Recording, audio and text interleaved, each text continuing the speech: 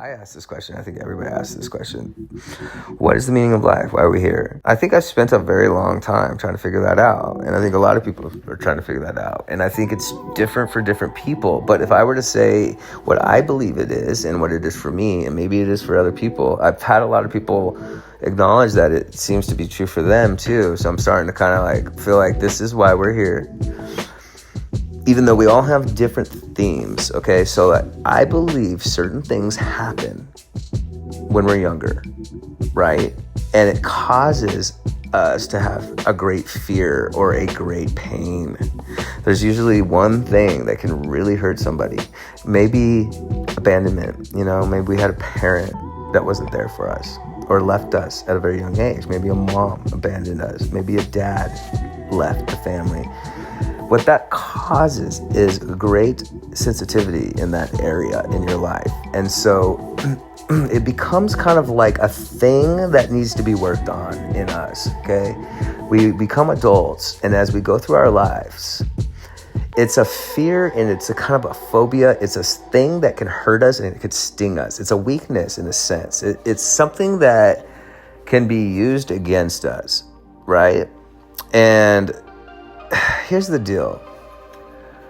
Everybody has kind of a different thing. Maybe trust was broken. Maybe a father was your daddy that you trusted and like could count on. And then all of a sudden something happened where it's just like, boom. In a moment, everything changed. And it just cause you to not trust people or to be, in a sense, kind of always find yourself with somebody that ends up being your dad. A person that is like, there's no way this man or this woman is going to be untrustworthy. Like, look at them. Like, you could just tell they're very upfront, honest with who they are. But then, boom, there it is. It's exactly what happened when I was younger. It's the one thing that it hurts me the most. I mean, it could have been anything else, but this, why? It's cruel. It's cruel. Why? And then it happens again, and it happens again. Now you're like talking to your friends, you're like, every time I get into a relationship, it happens. The unthinkable, the person that I didn't think could ever be that, is that. Why is it happening over and over and over again? Or how come? Like, maybe it's somebody that's struggling with abandonment, that had abandonment thing happen when they're younger. Every time I get into a relationship, they leave me. It's always them. The person that I didn't think could leave me, leaves me. And it's just like I'm a magnet for this. And so some people will blame God. There is no God, and they'll get bitter. They'll get upset with them because it does feel cruel. I mean, think about this for a second. I want to shift kind of your perspective, but if you were my friend and I know that you struggle with, being afraid of heights or something, it's like your greatest fear or phobia, being up high, and like for some reason, like all your jobs like seem to be like on like 3, 4, 5-story buildings. It's like every time you have to go somewhere, it always seems to be like on the top floor. It's like you're a magnet for these, and it's just like it's always being shoved in your face. It's affecting your life, and you're talking to me about that, and you're just like, I just wish I just wasn't. I feel like I'm being very weak in this area, and I could tell it was bothering you as a friend.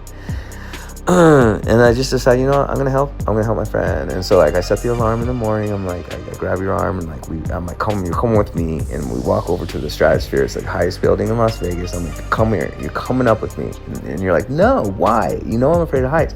I'm like, you're coming with me. And every morning I drag your ass up there. And you're like, this is so cruel. You're kicking and screaming. You're like, you're not my friend. What the heck? Why are you doing this? Why are you making me do this? And I'm just like, just come with me. And like, after a few weeks of doing this, you're like, wait a second, let me go. Let me do this. And like, you're up there and you're just like, you know what? This is a sturdy building. This building is not going anywhere. If something were to happen, it would be me jumping off of that. I would have to intentionally put myself over there and like jump over that fence and then the other fence, and like I'm like, and you realize finally I'm safe.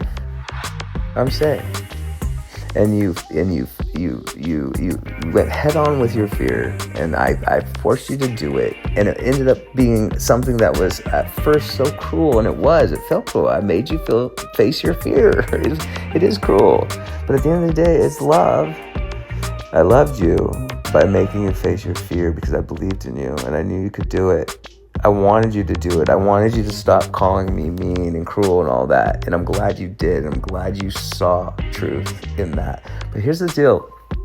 We don't always see that the patterns that are happening in our life, the law of attraction that is happening. See, the universe gives us who we are. Not what we want, not what we need, but who we are. So if you're a person that is afraid of heights, that is who you are. You're somebody that is afraid of heights. So guess what? The universe is going to give you that. They're going to give you that over and over and over again. And it is cruel. It's very cruel, but it is the most loving cruel you could ever get is somebody that's saying, look, you're not going to get off the hook with this. Your greatest weakness is believing that people can abandon you. Wait, what? Yeah. The truth is nobody can abandon you.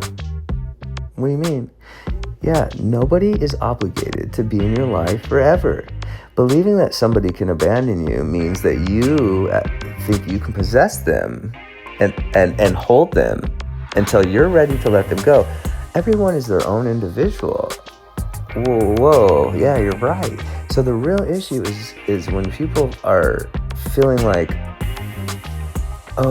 bitter towards a loved one that left them. It's like, wait a second, they had every right to leave.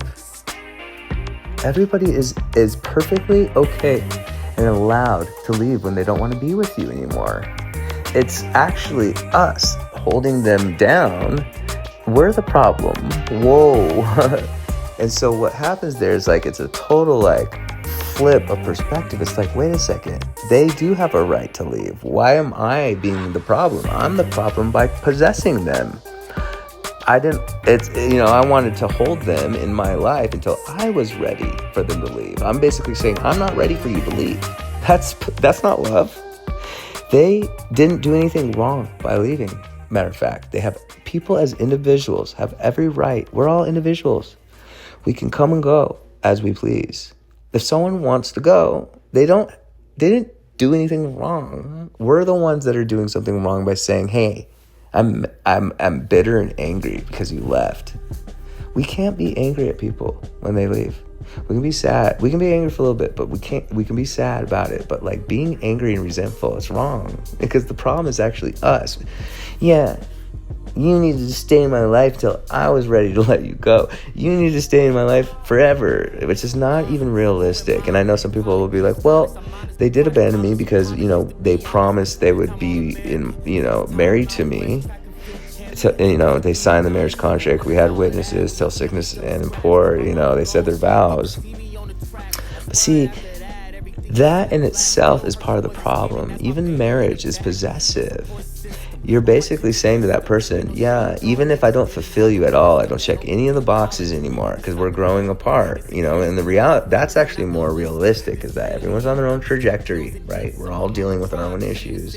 To think that you're going to be aligned with somebody for the rest of your life and that you're not going to grow in some other person and they're going to maybe just not grow at all, they're still playing video games and just getting fat on the couch and not working out. And at one point that was fine with you, but you got spiritual, healthy, you go to the gym every day and you're just like, look, I'm different and you never change and you don't fulfill the boxes for me. And the man's like, well, too bad, you signed the marriage contract. We had witnesses. You said death to his part. I don't want to go to hell because I don't want to break a law that God creates. And so a lot of people are being possessive about it. They're like, well, you're stuck with me even though I don't fulfill you. See, that's not love. That's not romantic. That's not they're going to stick it out forever. How romantic and how godly of them. That's not godly. I'm going to tell you that right now. Now, I'm not going to speak for God, but in my belief system, there's no way that God is like, yeah, just stick it out no matter what, even if like you know, because God is about, in my opinion, us as individuals growing into spiritual maturity. So like, I just don't see how that plays out. Like God would want us like, no, you got to stick it out and like, you know, like, you know, you're not being fulfilled whatsoever by this person. They're not growing, and like God wants us just like, well, you know, you sign, you know, be loyal. It's like, loyal to what, you know? Like, who am I loyal to, you or him? Because like, I'm growing with you. I'm spiritual. I'm deep. I'm going up. I'm going somewhere. This person's stuck, and like, you want me to just like stay with them? Why don't I think leaving them is gonna make this a lot better, because like it might break them enough to where they'll change. I mean, look, I know I'm just like ranting a lot, but here's the thing. I think the meaning of life is finding the theme in our life, finding our greatest fear, finding our greatest pain, the thing that can hurt us the most, and getting to a place where we become, and I'm coining this word as unfuckable, okay? You can't fuck with me, okay? Because I'm not putting myself in a position to where you have that power.